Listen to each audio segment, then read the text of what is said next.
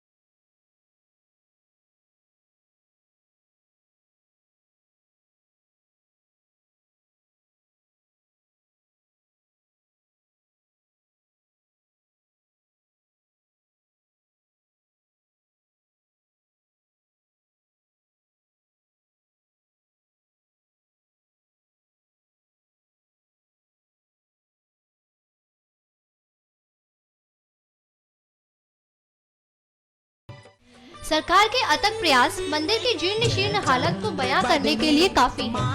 कहने को तो प्रदेश में मौजूद मंदिरों को पर्यटन मानचित्र पर लाए जाने के लिए सरकार कई योजनाएं चला रही है, लेकिन वही राजधानी में ही सरकार की नाक तले इतिहास समेटे चंद्रमणि मंदिर का खस्ता हाल है। देखना यह होगा कि मंदिर की दशा और दिशा बदलने में सरकार क्या पहल करती है।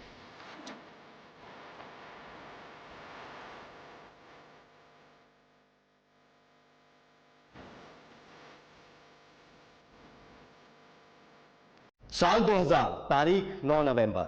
यह वो दिन था जब उत्तर प्रदेश से निकलकर एक अलग राज्य बना, नाम पड़ा उत्तराखंड। आज उत्तराखंड 14 साल का हो चुका है, लेकिन क्या 14 साल में उत्तराखंड की सूरत बदली? क्या सरकार ने यहां पर विकास किया? क्या यहां पर फैक्ट्रियां लगाई गई? क्या यहां पर लोगों को रोजगार दिए गए? आखिर क्यों उत्तराखंड से लगातार पलायन जारी है? आखिर क्यों पहाड़ी लोग पहाड़ को छोड़कर प्लेन की तरफ दौड़ रहे हैं? आइए आपको दिखाते हैं हमारी ये खास रिपोर्ट।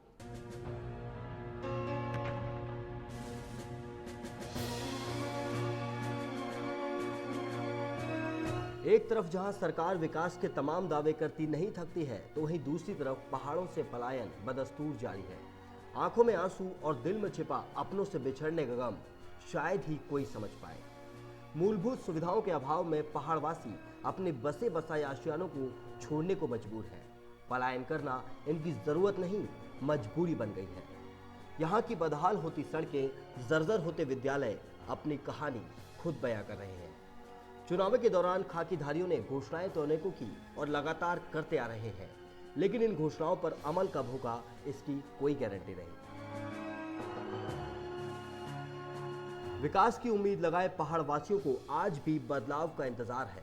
उन्हें आज भी लगता है कि उत्तराखंड बदलेगा, लेकिन अगर पिछले 14 सालों की बात की जाए तो लगता है सिर्फ पलायन का ही विकास हुआ है, क्योंकि राजनीति में उलझे नेताओं ने विकास के वादे तो बहुत किए, लेकिन ये वादे कभी पूरे ही नहीं हो पाए। विकास को तरसते पहाड़वासी आज भी मूलभूत सुविधाओं से महरूम है। लगता है आजीविका और रोटी के लिए महानगरों का रुख करना पहाड़वासियों के लिए उनकी मजबूरी के साथ साथ अब नियति भी बन गई है। विकास की उम्मीद लिए पहाड़वासियों का एक ही सवाल है कि आखिर विकास होगा कब? विकास के तमाम दावे और घोषणाएं करने वाली सरकार आखिर कब अपनी राजनीति से हटकर विकास की ओर ध्यान देगी? अगर सरकार की आंखें जल्दी नहीं खुली तो कहीं ऐसा ना हो कि पर्यटकों को अपनी ओर खींचने वाला देवभूमि उत्तराखंड पर्यटकों के आने की बाट ही जोहता रहे।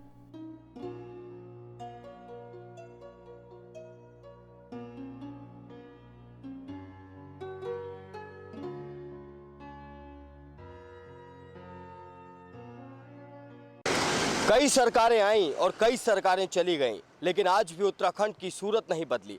पिछले 14 सालों में उत्तराखंड से पलायन का ग्राफ इतनी तेजी से बढ़ा है जितनी तेजी से उत्तराखंड में विकास भी नहीं हुआ। अब देखना यह होगा कि क्या सरकार उत्तराखंड से होते पलायन को रोक पाएगी? क्या सरकार उत्तराखंड वासियों को रोजगार मुहैया करा पाएगी? कैमरा पर्सन धनंजय भारती के साथ Nakul Chaturvedi, KBC news, Dehradun. Uttarakhand live में अब बात करते हैं उस ऐतिहासिक मेले की जो राजधानी दून में हर साल लगाया जाता है। हम बात कर रहे हैं झंडे मेले की। झंडे मेले को लेकर उत्तराखंड की राजधानी देहरादून में श्रद्धा का सैलाब उमड़ने लगा है। विभिन्न जगहों से आई संगतों से परिसर भरने शुरू हो गए हैं। कहीं लंगर की भीड़ है तो कहीं झंडे जी के लिए गिलाफ से ले जा रहे हैं। झंडा साहिब में दून की आत्मा बसती है। वजह यही है कि दून का जन्म और विकास बहुत कुछ झंडा साहिब की परंपरा से जुड़ा है।